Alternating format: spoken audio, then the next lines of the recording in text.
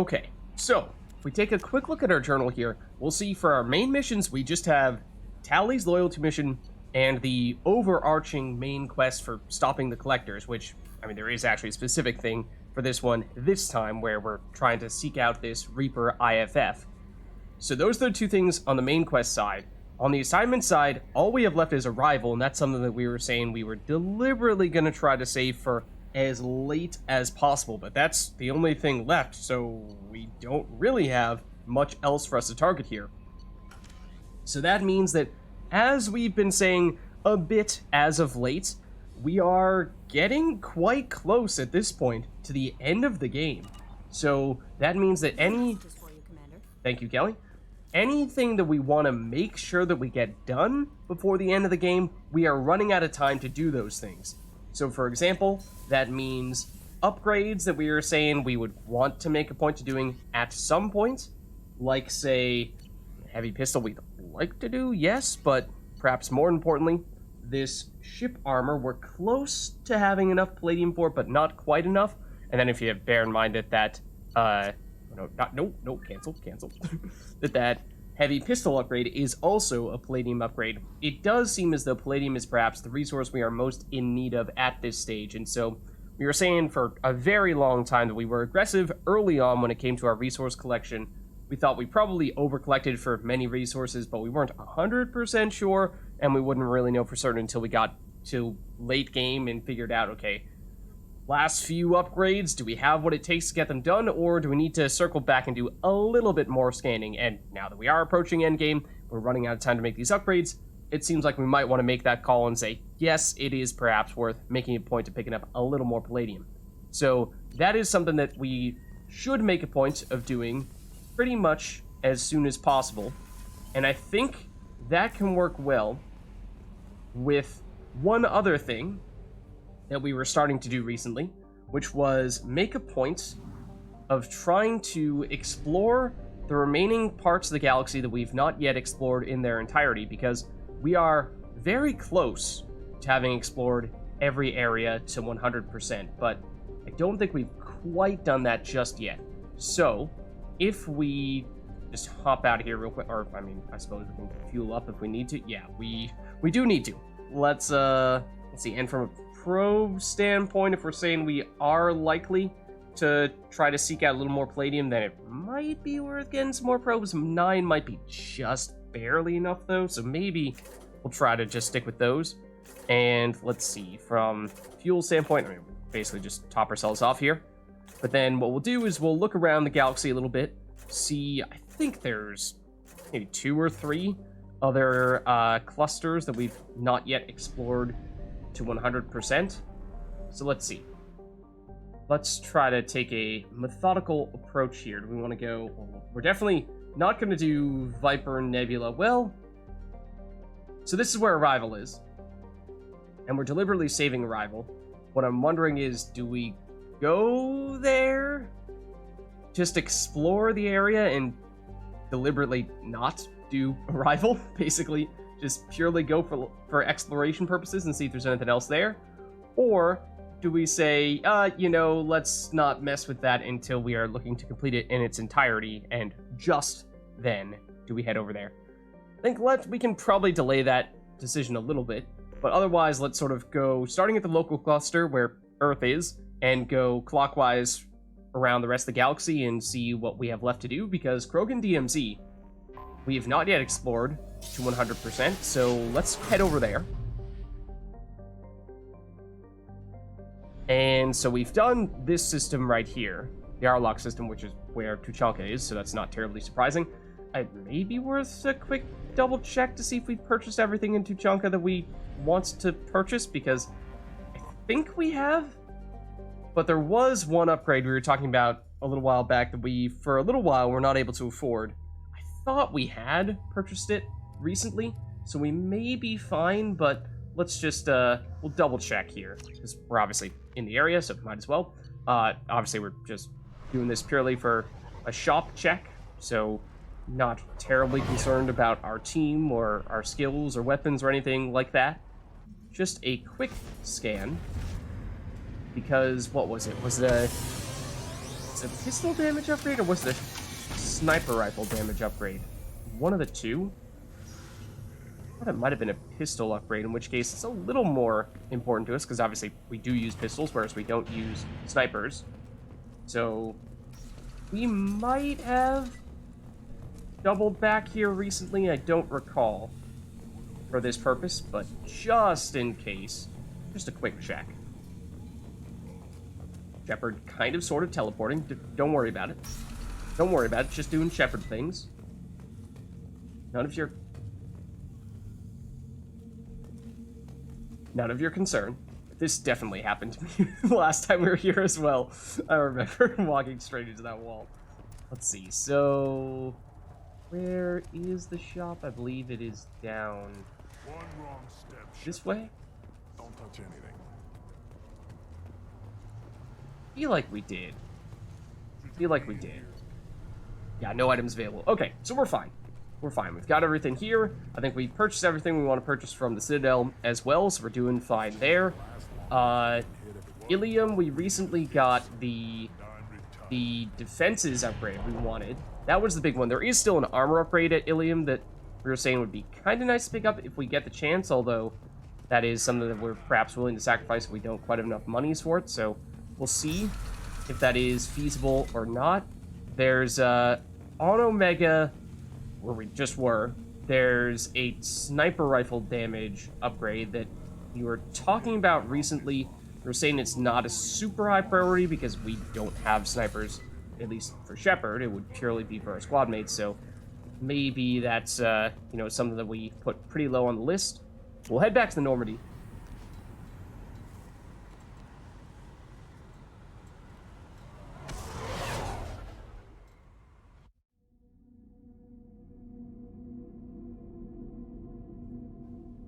Alright, but now we're just gonna check the other areas, the other systems around here, because we've not yet done so. So we have Dranik over here. And so, of course, we're doing this to see what's over here. And yeah, we haven't explored either of these systems, so we'll do so. And we're gonna keep an eye out for this time any, obviously, planets that have anomalies on them to start missions. That's, of course, significant. But if there are good sources of palladium, that'd also be nice. This looks like a planet with a bazillion moons. What is the deal here? Rothla. Once, Rothla was a large ice dwarf with statistics listed below. In the waning years of the Krogan rebellions, it was shattered into field of debris by what is assumed to have been the test of an exotic weapons system. In the wake of the event, the planetoid was reduced to a relatively contained field of thousands of tiny moonlets rotating around one another, colliding and ricocheting. The method used to destroy the planetoid has never been deduced. The Krogan clan who performed the experiment apparently all died in the event. Ships have traveled to the edge of the event's light, come a light cone observed a moment of extreme gravitational lensing around Rothla immediately before its breakup, but no other clues. A popular extranet meme put forward by Asari author, those Asari memesters, they're the worst. Delse Orthisa insists that the Turians are covering up the existence of a Krogan superbiotic breed that was genetically engineered within Rothla. The CDEM enforces quarantine around the Rothla field, citing cases of amateur investigators whose ships came to grief in the debris field.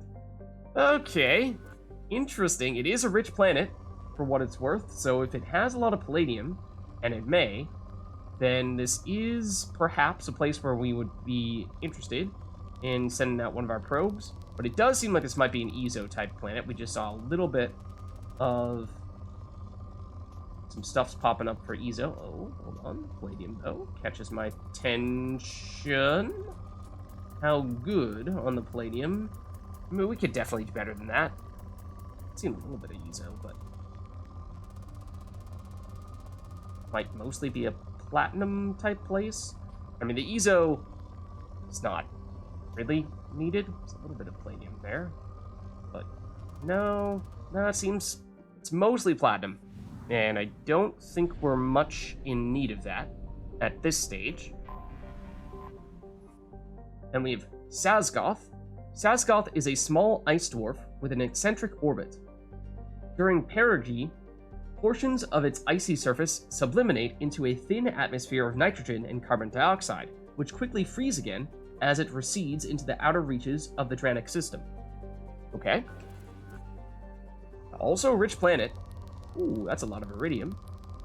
It is not a resource we particularly are in need of, though. If you want to give us a nice source of palladium, then we might be talking... No? No, you're not going to go any higher than that, palladium? You sure about that? Sure about that? Ooh. I mean, again, platinum, but we don't really care about the platinum.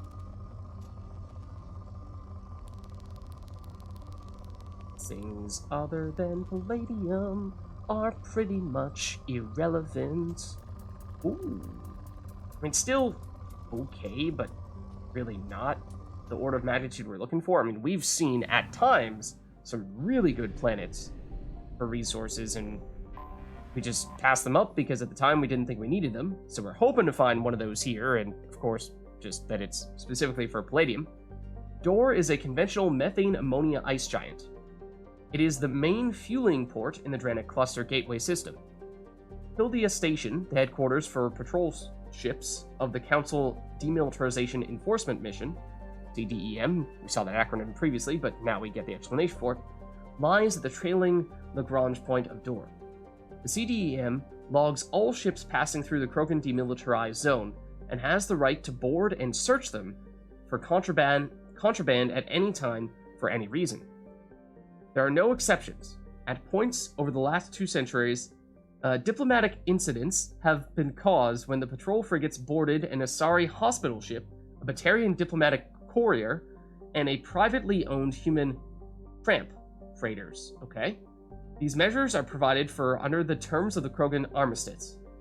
While the Krogan were allowed to retain their government and personal weapons, any attempt to provide starship-mounted weapons to the clans on Tuchanka is punishable by law. Nearly a millennia after the war ended, the official penalty for smuggling proscribed weapons is still death by spacing. That's pretty intense. So that's interesting, though. The Krogan DMZ, obviously DMZ stands for Demilitarized Zone, and so that is what this whole cluster is named. And we've obviously been to Tuchanka. The Krogans on Tuchanka obviously have weapons, as has basically every Krogan we've ever met. But it is interesting to hear that apparently the key thing that they have done to cripple the Krogan, obviously other than the genophage, is that they've apparently more or less found a way to prevent them from using advanced ships. And so that's an interesting point that we never really hear about that. And I suppose that does make sense that, you know, we've heard about Asari spaceships like the Destiny Ascension, that was the flagship of the Citadel fleet. It may or may not have gotten destroyed. But, so the Asari, we've definitely heard of them. Their fleet. The Turians have the largest fleet of all the main Citadel races. And then the Solarians, I think, generally have a smaller army, but in theory, it exists. Whereas the Krogan, we basically have heard nothing of it. And this is perhaps why. So 7,300 people, and as well as a CDM garrison of 1,100. I assume this is probably not going to be rich. No. Okay. So it's probably not worth our time or effort. Checking this place out, scanning-wise. Though interesting from a lore standpoint, understanding how that fits into the bigger picture. Then we have Kellum, which is a tectonically inert rock with an atmosphere of krypton, xenon, and argon. There are a few valuable loads of light metals, palladium, fall under that description, scattered across its surface, but these are difficult to find. Most were mined out in the years leading up to the Krogan rebellions. Okay, it's 42 degrees Celsius. I mean, it does have an atmosphere. I mean, granted, it's krypton, xenon, and argon. So, you know, it's maybe not the best place for trying to do some, terraforming stuff, but it's not like it's horrendously awful, right? That's the composition of the atmosphere is pretty bad. Okay, that's probably a deal breaker, but, oh, hold on. It is moderate. So, not really expecting much. There's a half-decent source of stuff other than palladium, though, but we don't care about stuff other than palladium. So, thanks, but no thanks. So that's the Draenix system in that case. That means we're headed on to Nith, which is further off in this direction. Okay, that is... Oh my goodness. Oh my goodness. That has got to be the biggest star we have ever seen. That is humongous. Which of course means that naturally we need to drive inside of it. I mean, what else would you do in this situation, right? What if there was secretly a hidden planet in here that gave you infinite resources and infinite credits? That's where I would hide it. It's the Reaper's secret stash. Well, anyways, we have what appears to be 3 planets here. Is this outermost one on this side? Yes, it is. Okay, so let's see. We have Vard. Vard is a methane ammonia ice giant. Until the Krogan rebellions, it had a sizable helium-3 fuel refining infrastructure. Once the solar arrays orbiting Nith were destroyed, the constant flow of anti-proton tankers visiting the system disappeared. There was little point to maintaining the facilities, so they were shut down and abandoned. Today, the ancient stations are squatted by transients, criminals, and outcasts. Although there are few safe for habitation, neither the Krogan nor the Council Demilitarization Enforcement Mission patrols care if they take their chances. So yeah, 2,000, little over 2,000 people here on those little stations, but moderate resources. I mean, it is palladium, but again, we can probably do better than this. It's just okay. We're ideally, of course, looking for something that is chart-breaking. So we'll see if we can be picky. So that was one of the planets. I'm looking for a planet that at least mentions the ginormous star in the system. Then we have Tulla. Tulla's methane ammonia atmosphere traps the blistering heat of Nith. Okay, there we go.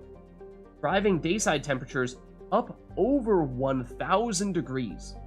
While some loads of useful metals are present, the planet's incredible heat makes mining impractical. Yeah, it is, in fact, over 1,000 degrees Celsius. Let's see. Really?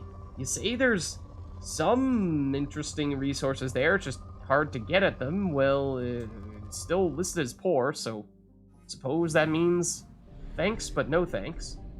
Then, third and likely finally, we have Mantoon. The Class B Blue Giant Nith was once the most strategically valuable system within Krogan territory. Oh, interesting.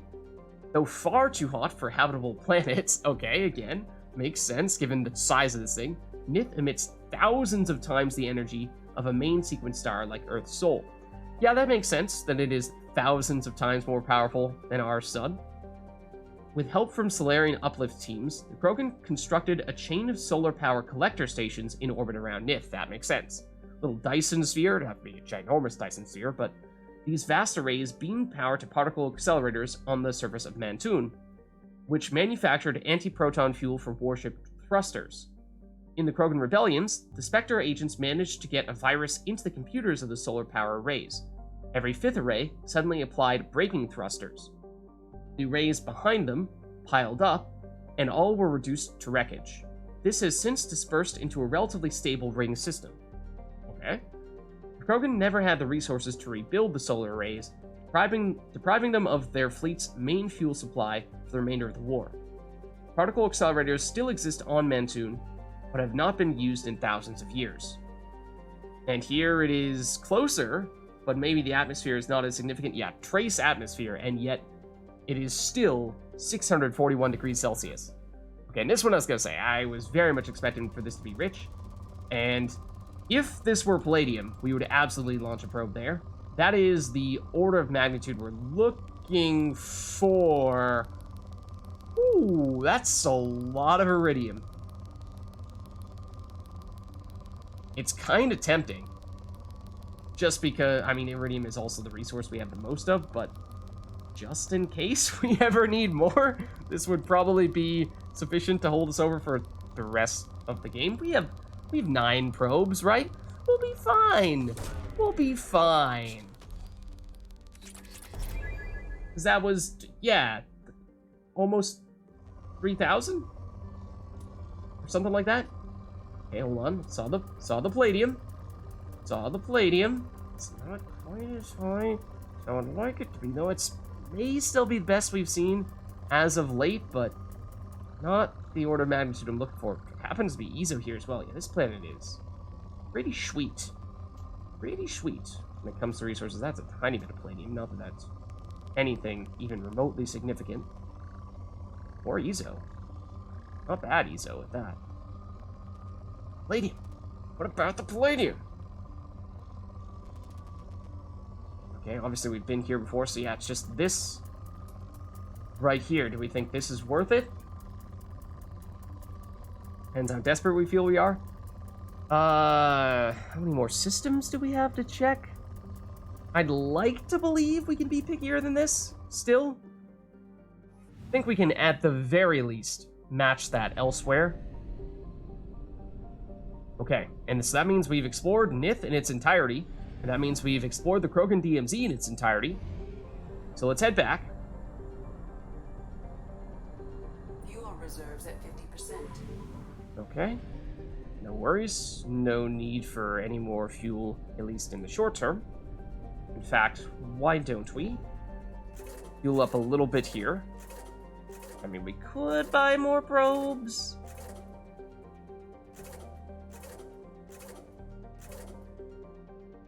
Maybe we buy one more set of probes. And then I think we're definitely going to be good, at least probes-wise, from here on out. Okay, so Sol is now 100%, or rather, Local is now 100%. Krogan DMZ 100%. Serpent Nebula 100%. Let's continue working our way clockwise here. Minos Wasteland 100%. Eagle Nebula 100%. Okay, now if everything is 100% at this point, then I'm going to look silly for turning down the stuff in the Krogan DMZ. The Crescent Nebula 100%. Tricabyssal, not 100%. Let's head there next.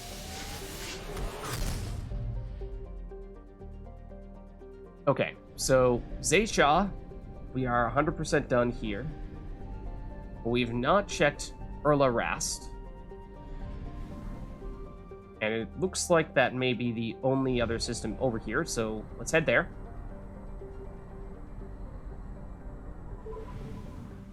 Okay, it looks relatively small.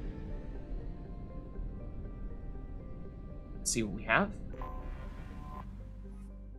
Doze Atab, an ice giant, Doze Atab, Skywarden, has a bluish tinge from its hydrogen-methane atmosphere. Its axial tilt causes its seasons to vary wildly in temperature. Okay. In terms of stuffs here, it's just moderate, so, I mean, it's a little bit less than what we were seeing on that last planet in the Krogan DMZ, but there's a good example of, I mean, that's a moderate planet. We'd have to imagine that on a rich planet that is primarily full of palladium that we could do better. Then we have Talis Phila, or Phia. Talis Phia is a planet capable of supporting life, if that life happens to breathe ammonia. Isn't that what the Volus breathe? I thought they were ammonia-based. Discovered by Asari explorers, the planet was used as a bargaining chip by Citadel Council, who quickly drafted a colonization agreement with its wealthy client race, the Volus. Yes, that makes sense. The Council would fund the Volus colonization effort in return for massive trade benefits. With uncharacteristic enthusiasm, an enormous Volus influx ensued, and the Council reaped the economic benefits for a dozen years before the colonization bubble burst. Today, the economic good times on Talis Phia are long gone, and modern Volus businesses are cutthroat operations. Piracy is a grave threat to shipping, as well-armed criminals see the Volus as easy prey. Okay, that being said, there's still 3.8... Is that a billion? Yeah, that's 3.8 billion people here. Presumably almost entirely, if not entirely, Volus. But, I mean, that's a very sizable amount. And yes, so the Volus are ammonia-based life forms, and also live in low-pressure environments. Let's see, the atmosphere... Oh. Or rather, do they live in low? No, they live in high-pressure environments. High-pressure environments. That's why in the comparatively low-pressure environments of, say, the Citadel or other places where we tend to be, they need to wear those suits, otherwise they would quite literally explode. So yes, this planet has an ammonia-based ecology, and then also has high atmospheric pressure, so works really well for the Volus, at least in that sense. It's good. Not rich, but good from a resource standpoint. It does have some EZO. Is interesting just because it's rare. If we got that much palladium, I would consider it. I'm seeing little to no palladium. So I think we pass. Interesting as the planet may be. Then lastly, it's Bovis Tor, named the Shining Sea in an old Volus language. Bovis Tor is so named for its boiling surface rich in glowing hot alumina, flecked with dark ridges of carbon. Its thick atmosphere of nitrogen and oxygen is no indicator of life, since the temperatures are simply too high. Alright, but the resources, they're rich. Do you have palladium? You have at least some palladium. That gives me just the smallest tinge of hope that perhaps you will have scale-breaking quantities of palladium here, and we just need to uncover it. Just you wait. Just you wait. Just you wait. I mean, that's a whole ton of iridium. That's not what I asked for. That's what I asked for. Quantity...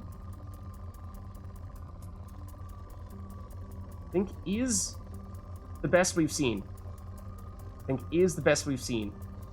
So I think we go for it. Maybe not quite scale breaking, but that's solid. That's solid. Probe away. Now that we've picked up a few extra probes, shouldn't be as desperate. Oh. Shouldn't be as desperate to min-max our probe usage. Now that's the kind of palladium source we're looking for, though. That's the source we're looking for. Probe launched. Yeah, that's a whole bunch, and that is enough for the heavy ship armor upgrade, and that is the key one that we are looking for, because that is something that we absolutely want to make sure that we do before we reach the end of the game, and we are running out of time to do it. And we also have the heavy pistol upgrade that it is also a palladium upgrade, and we don't have the resources to do both that and the ship armor upgrade, so it might even be worth launching another probe here, where this is not quite as extremely high as the previous one we were looking at, but when you combine this one to our list of palladium sources, it might then be enough to go with the ship armor and also the pistol upgrade. Why say we go for it? Launching probe. My guess is this is going to drop it down from... No, it is still rich. Does that mean we have another ridiculous source of palladium? Perhaps. Oh. Nah, I think that's one that we saw previously. Just wasn't as good. I mean, there's some other stuff here for sure. I think we've seen it all at this point, though. Obviously, looking at stuff out of the corner of my eye, something that looked to be scale breaking, but I think it was iridium. So, I mean, that's pretty much what we're looking for, right? It's just a solid source of palladium. But that means we are now 100% done with the Shrike Abyssal, so we can check that one off as well. And that means the list of systems left to explore, I imagine, is growing quite small at this point. We continue looking here. I believe this is the Hourglass Nebula, which is 100%, so we might want to head back to the Shadowbroker base. This would be another place where we could theoretically, at least potentially, pick up more palladium, because we can get those random resource shipments. It's been a while since we were last here, In fact, I'm not even sure if we've been here since recruiting Thane, and there were some entries on the dossiers that we had not yet read. So again, since we're starting to run out of time, now might be the time to do that. So I think we go for it.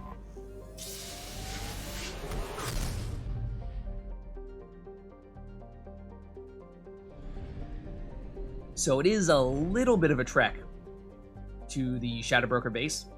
So let's just pick up a little more fuel before we do so.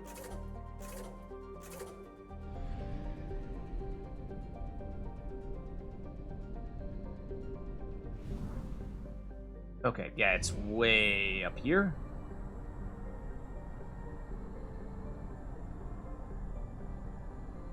There we are. Okay, so basically, let's do any and everything that we might still want to do here. For the most part, we were pretty thorough with all of our investments and what have you, but those dossiers, of course, do get updated whenever we add someone new to the team. And as I was saying, I'm not sure we've been here since having recruited Thane. So, yeah, investment opportunities, I think we're fine there. Survey information, this would be another place where if we were really desperate to find a good palladium source, we could find a palladium mining location. Costs us a little bit of credits to do that. But I think we're looking pretty solid after having just mined a fair bit. Hello there, Liara. One moment while we pick up... Oh! Batarian State Arms has sent a schematic for modifying the SMG in exchange for help in blackmailing Citadel officials. Oh. Okay. We'll take all that stuff. Iridium as well. Yeah, that's submachine gun damage, which is... Good thing we picked that up. No, I did not know that was there. So, yeah, we obviously use SMGs, so that's pretty nice. The other thing worth considering is this is a place where we could reset our squad mates' powers, and that could potentially be worth doing. We were mulling over that possibility in a few cases. For some people, like Thane, we automatically get 1 point allocated into their bonus power whenever we finish their loyalty missions, and for some people, like Thane, we don't actually like their loyalty powers, so we'd rather have that point invested elsewhere. So that could be worth doing for him. Jack, of course, we actually want her loyalty power. That is her key thing. So that could be a reason to keep Jack as is. Grunt and Jacob are in a weird place because they have squad incendiary ammo. Shepard has squad incendiary ammo. And so collectively, that's redundant. So, I mean, if I had it my way, we might never use Jacob for the rest of the game, so not sure it really makes sense to invest in that for him, but Grunt, maybe for Grunt it could make sense to take it off him and then either put it into the solo ammo power or just throw all of his skill points into his other abilities. Tamara, I think, should be fine. Morden, I don't recall. Tally, we're just saving points because we want her ability. Kasumi, I think, is fine. Saeed, I think, is fine. Miranda, I think, is fine. Yeah, I think the key question is primarily Grunts is a big one, and then a little bit with Thane. And I think we may want to do it. So let's see. Grunt, all the points reset here. So the idea is we are just going to go 0 incendiary ammo because we have squad incendiary ammo on Shepard. So there's very little, or there is quite literally 0 incremental benefit to having him be on squad incendiary ammo. We could go all the way up to Inferno ammo, which would mean potentially igniting targets and a little bit of AoE, but not sure that's worth investing 10 points just for that one incremental bonus. So, I mean, I'm not the biggest fan in fully upgrading concussive shot, but I guess we can put on Concussive Blast. And that does give it an AoE, which is something that Grunt would otherwise be somewhat lacking. So I suppose we can go that route. The radius is 3 meters. It's not huge, but it's something. And then I think we had gone... Just double check what we did for this one. The question is 10% additional weapon damage here for the Warlord versus 15 additional health regeneration. I don't remember what we did, actually, last time. Did we go Warlord? Did we go Pureblood? And this is obviously tankier, but on higher difficulties, is that going to be enough to make a difference? Versus most of the time for other people, we have said, let's go for it's usually weapons damage versus just base health, not health regeneration. We've usually gone for the weapon damage because we've said, hey, if we can take down enemies more quickly, then that's going to mean we're going to take less damage. And oftentimes, what's the difference of 5 additional % health going to make? Probably not much. 5 additional damage could mean you can suddenly take people out in 1 fewer shot, and that could be significant. So, not totally certain here. I think with Grunt, though, we might want to emphasize the survivability, because that is what makes him unique, is he is the tankiest character. So why not emphasize that, I suppose? Then, so it does mean that we, at least soon, not quite yet, but soon, with 1 more level, we'll be able to invest entirely into fortification. We'll only be able to go into 3 here, but that means we can get 75% additional max armor. So right now he's at 600 health, and we throw these in. And with fortification active, obviously it's not going to show here on this screen because fortification is not currently active, but that number will go way up. And then the question is it worth it for Thane with just 1 point spent, the automatically allocated points, into his Shredder ammo, which is, at least on higher difficulties, as I think I was saying when we first unlocked it, not terribly helpful, because every enemy starts off with some form of defenses, and so that means that, well, he doesn't deal extra damage to them, at least not until we get rid of those defenses, and once we've done that, the enemy is usually either almost dead or significantly easier to deal with, because then we can suddenly use a whole bunch of other abilities against it, including biotics that can crowd control it, and then it is no longer much of an issue. So, I mean, it's just 1 skill point, but it is potentially the difference between being able to max him out for something and just missing that point altogether. So let's see. If we were to do that, for example, for Thane, I think that might mean, yeah, I think that might be worth it. Because I think we have Ezo to spare here. As you're seeing, we have a ton. It's something we were very aggressive with when we were doing our early resource gathering. And so I think that, it's perhaps more so than any other resource, something we can throw around quite a bit. Because, yeah, getting a fully upgraded throw, it's not a huge deal per se, unless we can get it all the way up to a crowd control, or a numerous enemy area crowd control option with something like Throw Field is kind of tempting, because Warp just hits hard, and Drell Assassin can give him a lot of extra damage, so I think that can make him much more well-rounded in that case. So I think we probably do still... Which one do we prioritize, actually?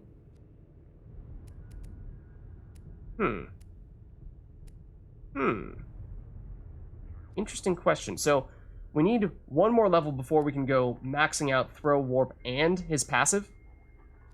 So that means we need to have something remaining at just 3 here.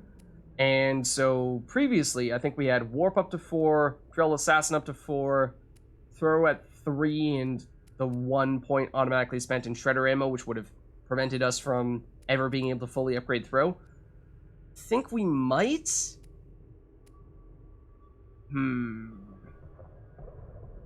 might go without the last passive, so that way we can get the more powerful versions of warp and throw. I just feel like the fourth level for the active abilities is a little more significant than the fourth round for the passives. I mean, his passives are still great. Tons of weapon damage, and health does help as well. But I think we may want to go this route. And like I was saying, so it's a difference between throwing force. 1,200 is a lot. Alternatively, you lower that by 300 and you gain a radius of 3 meters. Is pretty tempting, because otherwise Thane doesn't really have any crowd control other than, well, I mean, he has a single target throw, but he doesn't have a way of taking out multiple enemies simultaneously. So that is kind of his weakness in some ways. So I do like throw field for that reason.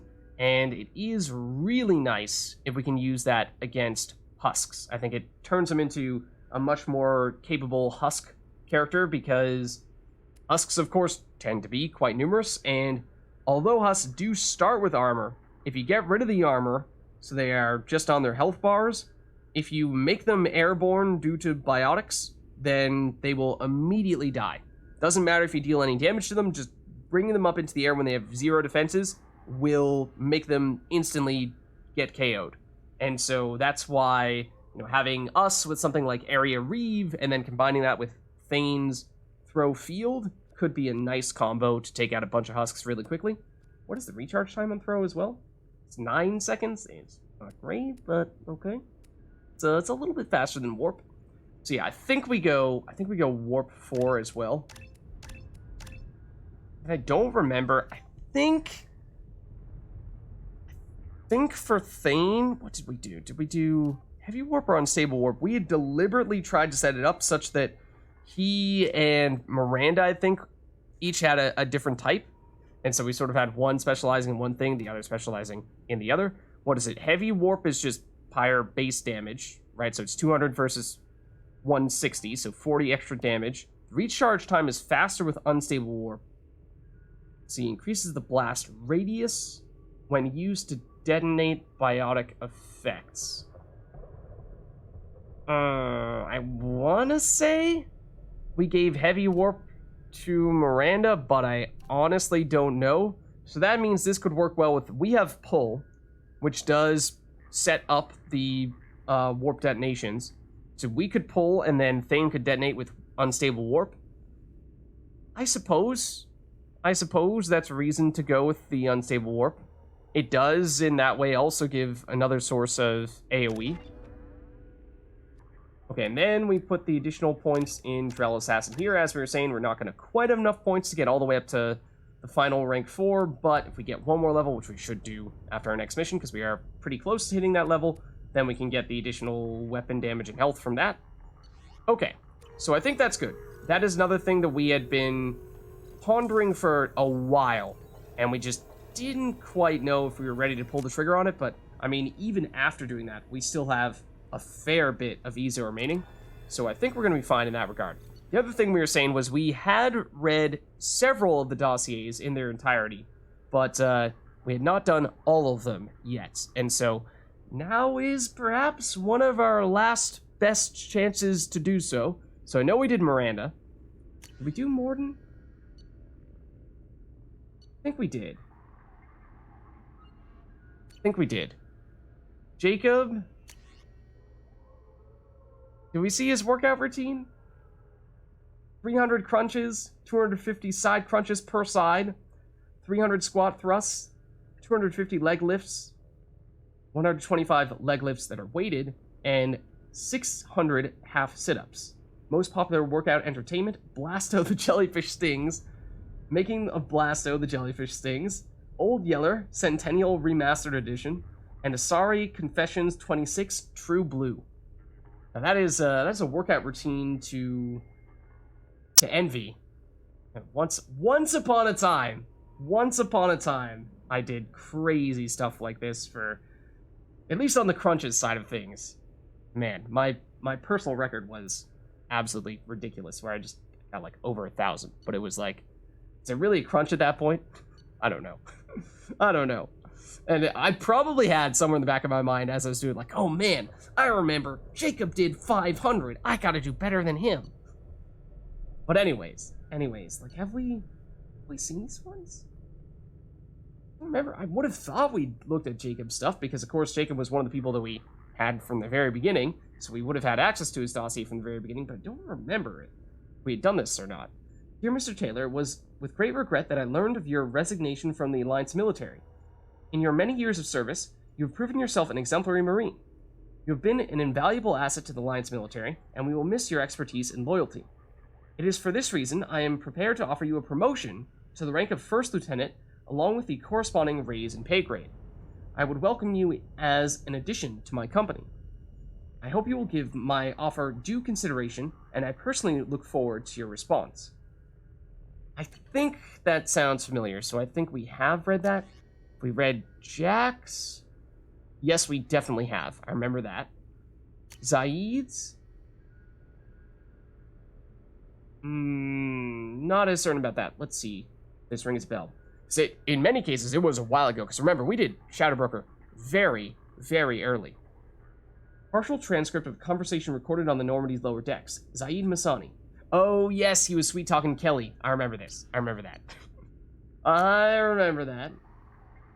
I'm fairly certain we have, seen Garrus's stuff, including his visor specs. Samara, I think we did, because we read about this conversation she had with some of her daughters, excluding, of course, Morinth. Tally, yes, we read about how she conversed with the Shadowbroker. Kasumi, I think we read her haiku as well. Yeah, Jacob is perfect? No. That is, I'm afraid, where you are wrong. Thane. I am fairly certain we've not read Thane's, because I'm not sure we've been to the Shadowbroker base after having recruited Thane, because he was, of course, the last person we brought onto our team. Drell Assassin achieved top ranks in Hanar training programs, responsible for 1 hour massacre on Omega. We heard Bailey saying that there were some crimes on Omega, not on Omega, on the Citadel. We heard Bailey saying that there were some crimes that were reportedly committed by a Drell who never got caught 10 years ago, but no, this is on Omega. Advanced Keppel Syndrome makes neutralization a low priority. Oh, Shadowbroker's like, no, Thane will drop dead soon enough. We don't need to worry about him. Let's see. Kill methods. Preferred assassination methods. Human. Rear approach. Check shoulder to prevent turning. Heads to chin and base of skull. Neck snap. That is, I'm almost certain, almost exactly how we saw Thane first appear when he murdered one of Nasana Dantius' guards by snapping their neck. Alternate. Check and grab shoulder. Arm around throat, grip jaw, single arm, neck snap. May have been his next move when we first met him in that scene. Asari. Front approach. Throat punch to collapse airway. Throat punch to collapse airway. Arm control. Lock to neutralize biotics. Advance hip throw. Rip chin and scalp. Neck snap. I don't remember if that's how he approached it with Nasana. Alternate. Warp field on biotic barrier. Step past. Kick to back leg to collapse knee. Step in with knee to spine. Rip chin and scalp. Neck snap. I think you're getting a common theme here with how it all ends. Turian. Side approach. Low kick to knee. Kick to the knee, man. It'll be the end of their adventures. Grab arm and pull into broken neck lock, or leg lock. We'll get to the neck part. As Turian leg stiffens in pain response. Finger stab under jaw if unarmored, or eye. Grab head fringe. Oh, that's cruel. Neck snap. Alternate. Front approach. Paired punches to vulnerable plates just below eyes. Drop elbow to collarbone. Front leg sweep while vaulting over target. Spinning. Neck snap.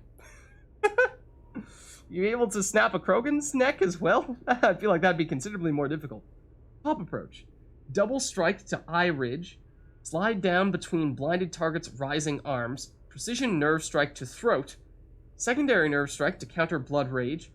quad kick to bend target, grip each side of skull, running, leaping, spinning neck snap, alternate, palm. Okay, that makes sense for the Krogan. The one time where maybe the neck snap won't suffice, but it does seem as though that is absolutely Thane's preferred approach. Then medical report will this be more on his Keppel syndrome. Oh, from Dr. Chakwas as well. Lung capacity 42%. Well, I mean, it's the meaning of everything. Left side lung shows large lesions. Right lung has nodular lesions only. Antibiotic treatment. Now resistant to cypoxidin, malinarin, alburacin.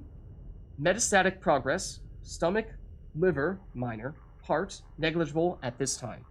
Treatment options. Viable transplant candidate, but refused to be added to list. Synthetic lung generation currently impossible for Drell. Yikes. I mean, that would be amazing if that became a possibility, right? Because it seems like Keppel syndrome is something that afflicts many, many Drell, and then once they get it, as I believe Thane told us, it is basically just a matter of time before it ultimately will be the death of them. So having something like a synthetic lung transplant as a possibility for any Drell that are afflicted, or at least some Drell that are afflicted by Keppel syndrome, could be an amazing way to solve that problem, but apparently it's impossible, at least at this stage. Therapy and care. At this time, Mr. Krios should continue getting regular cardiovascular exercise in order to stimulate lung movement and prevent or delay the stiffness that causes lack of oxygen transport. Suppose we're helping him, in that sense, getting out and doing more missions with him. While physical stimulation may also be beneficial in keeping tissue flexible, any injury at this point will dramatically impact Mr. Krios' body and cause rapid degeneration. Oh. It is unclear how much longer Thane will be able to serve in direct action. Thane should continue to wear loose clothing that leaves his chest uncovered to prevent moisture buildup that could worsen the problem. Oh, that's interesting. I'm not sure I ever put that together, that technically I believe that green we're seeing on his chest is his bare chest, and that perhaps that is not by accident that is the case. The Drell eidetic memory is often beneficial in allowing Drell to escape unpleasant scenes by losing themselves in happier times. In this case, however, Mr. Krios should try to restrict the time spent reminiscing, as prolonged sedentary activity may increase the rate of lung degradation. Oh man, I mean, are they doing it for so long that they just go into complete hibernation as they relive an entire year's worth of memories? This suggests that what is best for Mr. Krios currently is to continue to remain active and to engage with other team members in order to stay mentally and emotionally stimulated. Well, that's good to hear. Just do need to keep an eye out for him. Then Grunt? Have we read his entry? Okir's vat-bred prototype. Threat to continuation of genophage likely minimal. But leak knowledge and location of perfect Krogan to Solarian Special Task Crew. Oh. Have we seen Grunt's entry? I'm not sure if we have. Recent extranet search summary. Search. Krogan history. Search. Great Wars. Search. Genophage. It's not how you spell genophage, but... erased. Krogan victories. Okay. Search. Okir. Erased. Great Generals. Search. Tuchanka. Also not how you spell Tuchanka. There we go. On the second attempt. Tuchanka. Search. Urdnot Rex. Search. Battle Mastered Shepard. Modified. Commander Shepard. Modified. Commander Shepard. Normandy. Search. Animal Fights. Modified. Large Predators. Search. Tyrannosaurus Rex. Erased. Earth Lizard Rex. Search. Dinosaurs. I like where you ended there. And I don't think we've seen this before from Grunt. Recent terminal activity. Battlemaster Humans. Erase. Earth Humans. Search. Human History. Search. Earth Wars. Download 6.1 T, like terabytes news footage? I don't know, maybe not. Human General Historical Conflict. Search. Warrior Humans. Download 2.1 T documentary footage. Human General Historical. Majority military figures. Search, Great Humans, modified. Honored Humans. Download 0.7T. News footage. Human Achievement Awards. Search, Great Storytellers, Human. Oh.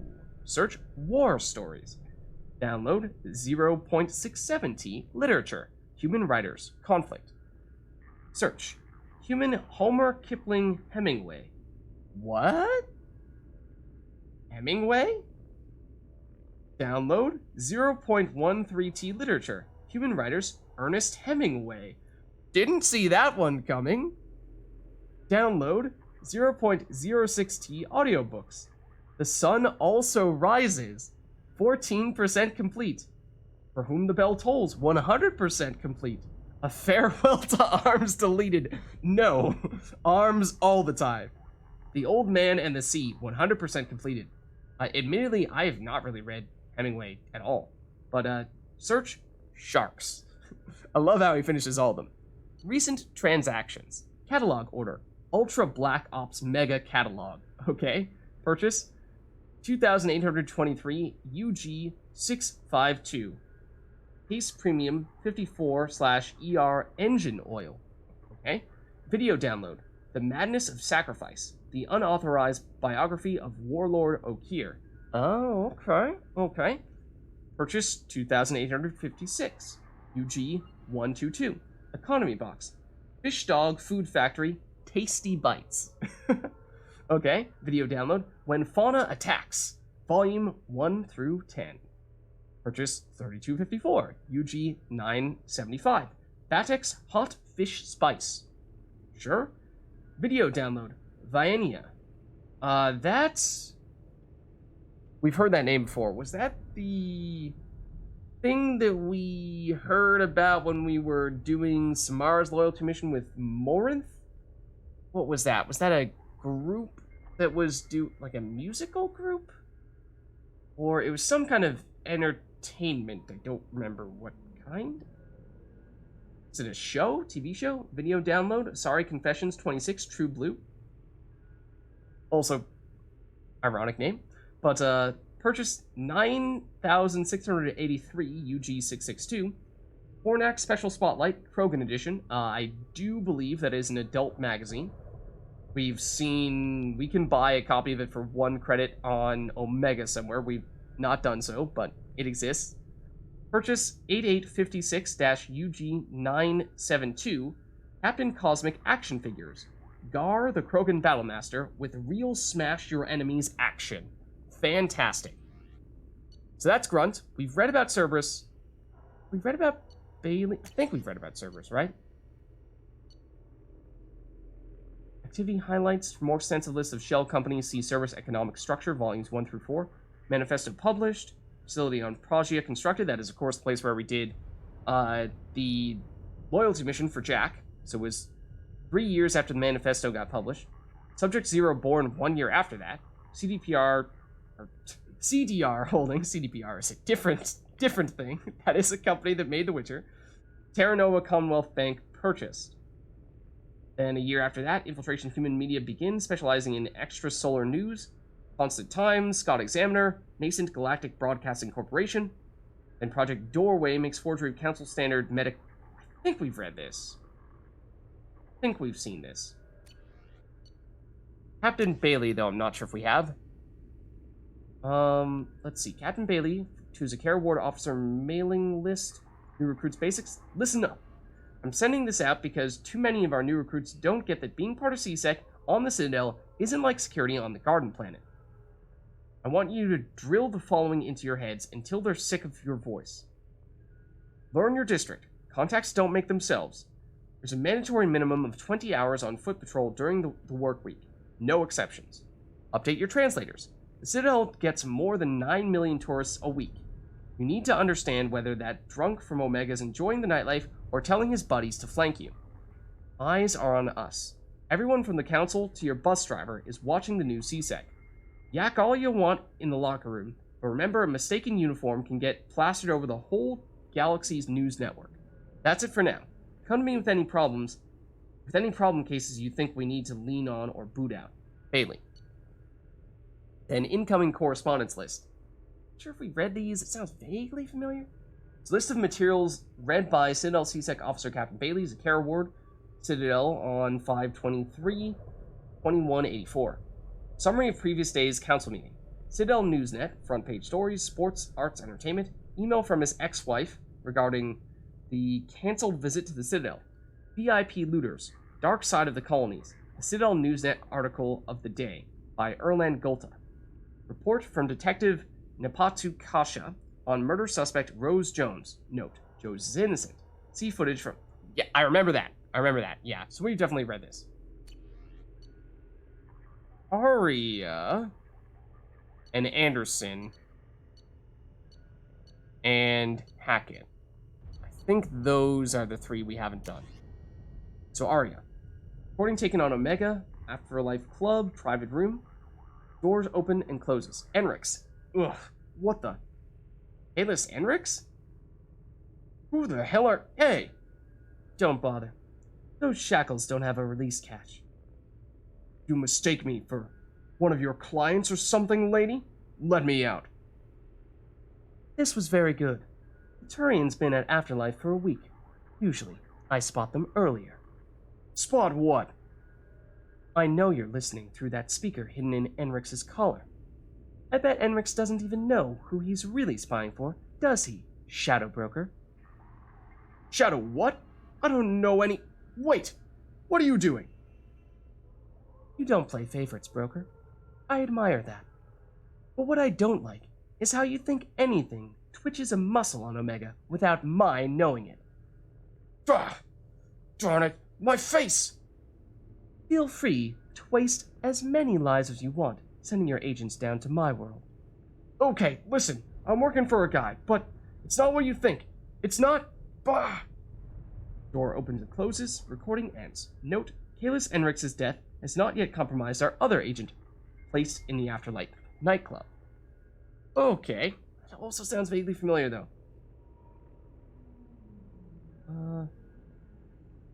Our jugglers, this does sound familiar. Maybe we have done this one. It was so long ago, I don't remember. I'm pretty certain we haven't done Anderson, though. David Anderson is a rejected Spectre candidate. Close working relationship with Commander Shepard before destruction of the Normandy SR-1. Monitor communications for renewed contact with Shepard.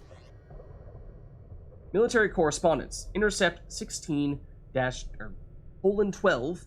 Secure comm buoy 4673. Encrypted, except the Shadow Broker can still get to it. Sender, Captain Faragopoli, Arcturus Station.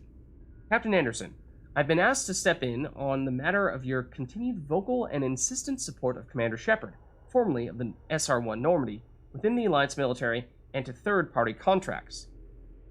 The matter of Commander Shepard and their involvement in the attack on the Citadel Station is of high value to military intelligence and the Galactic Council.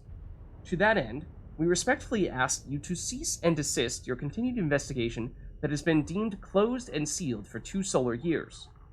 Oh, it sounds like Anderson was looking for us. Oh. Your continued agitation in this matter is deemed a high security risk with potential repercussions for galactic security. Please consider our position carefully.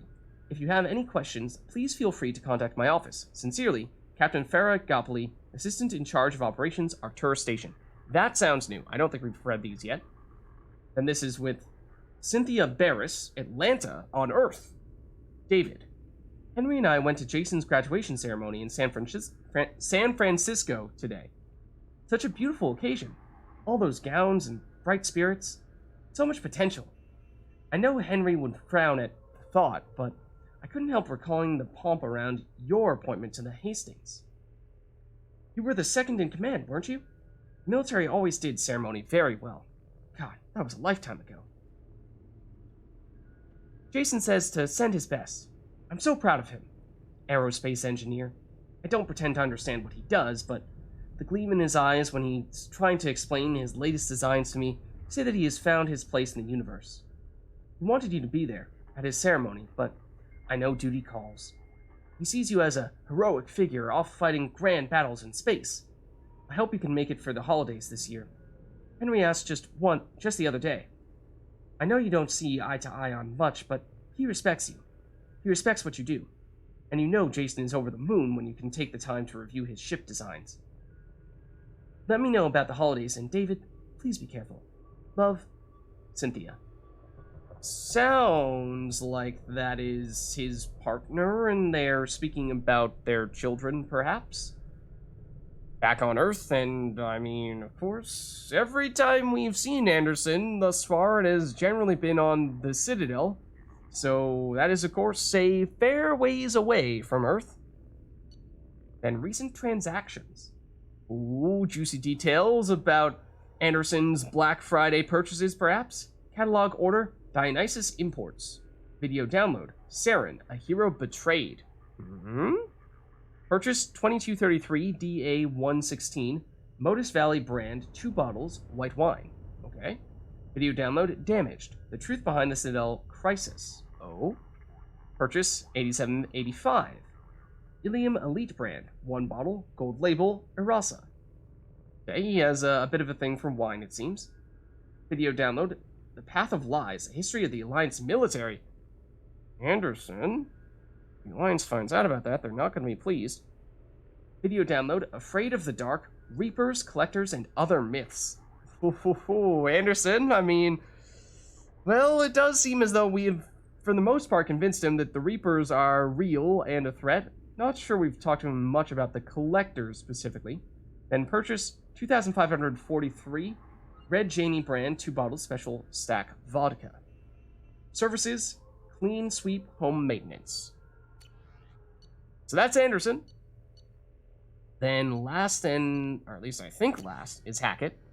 Internal Naval Correspondence. So of course Hackett, we haven't heard much from him in Mass Effect 2. We heard a ton from him in Mass Effect 1. He was the guy who gave us the majority of our missions.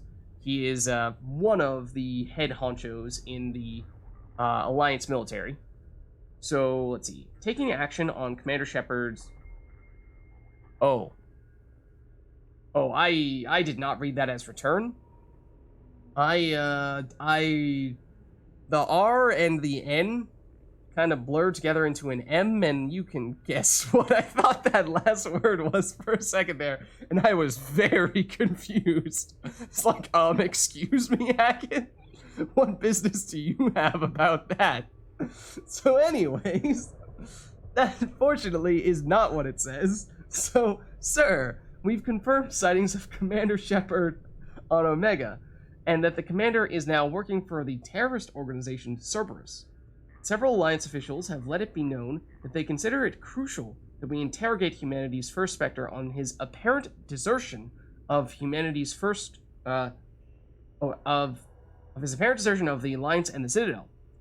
If we bring Shepard in now, we can gather an account of the commander's past 2 years without being pressured by the galactic media to leak potentially sensitive data. In light of this, I am officially requesting that you rescind your orders against Alliance contact with Shepard. Rest assured, our department is dedicated to the commander's safety, provided that Shepard is cooperative in furnishing us with a detailed report of his previous whereabouts and current work for Cerberus. We anticipate releasing him from Alliance custody no later than 5 to 7 months from acquisition. Okay, so yeah, the Alliance kind of sort of wants to arrest us, so that's good. Except it's not. Respectfully awaiting your reply, Major Antella. It's just a major, right? They're not as highly ranked as Admiral Admiral Hackett. So I would hope that means that Hackett could then override these people who are trying to get Shepard arrested, or at least, brought in for questioning for months. From Hackett, okay, to Major Caleb Antella. Request denied. Thank you, Hackett. Thank you, Hackett. Hackett's got her back. That startled me like crazy when that music just immediately had that shrill as soon as we tabbed out. Okay, one moment. Still recovering a bit. Okay. Whew. Alright. Okay, everything is fine. Everything is fine.